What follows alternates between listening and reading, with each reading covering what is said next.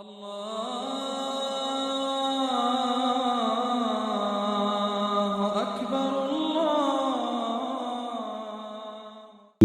من الشیطان الرجیم بسم اللہ الرحمن الرحیم۔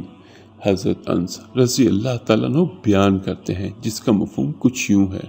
رسول اللہ صلی اللہ علیہ وآلہ وسلم نے فرمایا، جب قیامت کا دن ہوگا تو لوگ اس اضطراب کا شکار ہوں گے۔ وہ مل کر حضرت آدم علیہ السلام کے پاس آئیں گے اور کہیں گے، اپنے رب سے سفارش کیجئے۔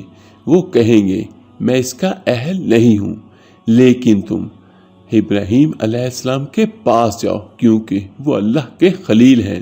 وہ حضرت ابراہیم علیہ السلام کے پاس جائیں گے۔ وہ بھی کہیں گے، میں اس کا اہل نہیں ہوں، لیکن تم موسیٰ علیہ السلام کے پاس جاؤ، کیونکہ وہ کلیم اللہ ہیں۔ وہ حضرت موسیٰ علیہ السلام کے پاس آئیں گے۔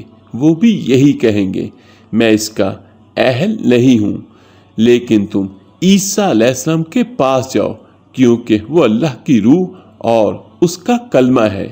وہ سارے حضرت عیسیٰ علیہ السلام کے پاس آئیں گے۔ وہ کہیں گے، میں اس کا اہل نہیں ہوں، لیکن تم محمد صلی اللہ علیہ وآلہ وسلم کے پاس جاؤ۔ چنانچہ وہ میرے پاس آئیں گے تو میں کہوں گا، میں اس کے لیے تیار ہوں۔ میں اپنے رب سے اجازت طلب کروں گا تو مجھے اجازت دے دی جائے گی۔ وہ مجھے حمد کے الفاظ الہام فرمائے گا تو میں ان کلمات و الفاظ کے ذریعے اس کی یعنی اللہ کی حمد بیان کروں گا۔ ان کلمات کا اس وقت مجھے علم نہیں، میں ان حمدیہ الفاظ کے ساتھ اس کی حمد بیان کروں گا اور اس کے سامنے سجدہ ریز ہو جاؤں گا۔ مجھے کہا جائے گا، سوال کریں، آپ صلی اللہ علیہ وآلہ وسلم کو عطا کیا جائے گا، اور سفارش کریں، آپ صلی اللہ علیہ وآلہ وسلم کی سفارش قبول کی جائے گی۔ میں کہوں گا، رب جی میری امت، میری امت۔ چنانچہ کہا جائے گا، جاؤ اور جس کے دل میں جو کہ دانے کے برابر ایمان ہے اسے دوزخ سے نکال لو۔ میں جاؤں گا اور ایسے ہی کروں گا۔ پھر میں دوبارہ رب کے حضور جاؤں گا اور انہی حمدیہ کلمات کے ذریعے اللہ کی حمد بیان کروں گا۔ پھر اس کے حضور سجدہ ریز ہو جاؤں گا تو کہا جائے گا، محمد صلی اللہ علیہ وآلہ وسلم اپنا سر اٹھاؤ، بات کرو، سنی جائے گی، سوال کرو، اسے پورا کیا جائے گا، اور سفارش قبول کی جائے گی۔ میں کہوں گا، رب جی میری امت، میری امت۔ کہا جائے گا، جاؤ جس کے دل میں ذرہ یا رائی کے دانے کے برابر بھی ایمان ہے اسے جہنم سے نکال لو۔ میں جاؤں گا اور ایسے ہی کروں گا۔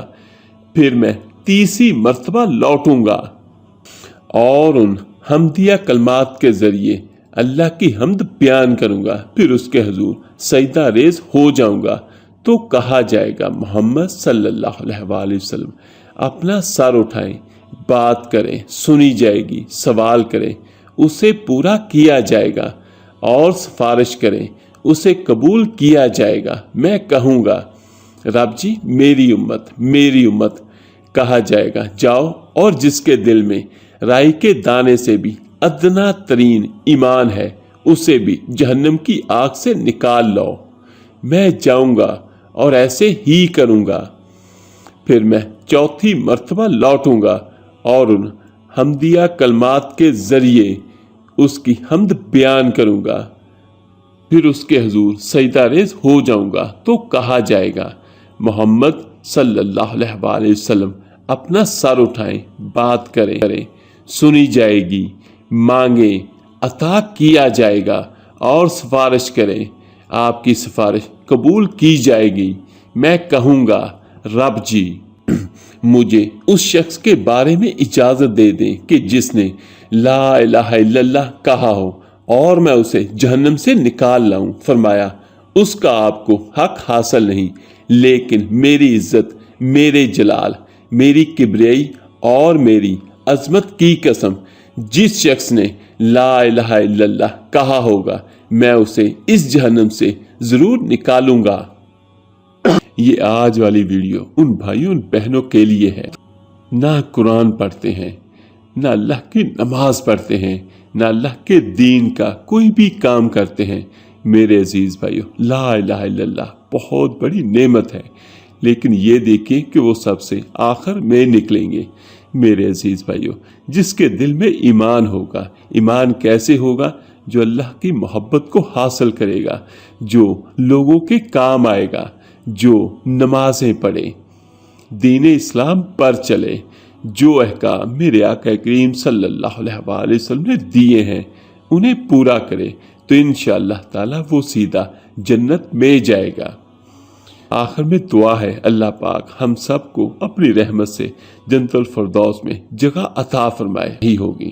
تو میرے عزیز بھائیوں بہنوں اور بچوں، ہمیں کوشش کرنی چاہیے کہ ہم وہ اعمال کریں جس سے اللہ پاک اپنی رحمت کے ساتھ، اور اللہ پاک ہم سب کو نیک اعمال کرنے کی توفیق عطا فرمائے۔ آمین۔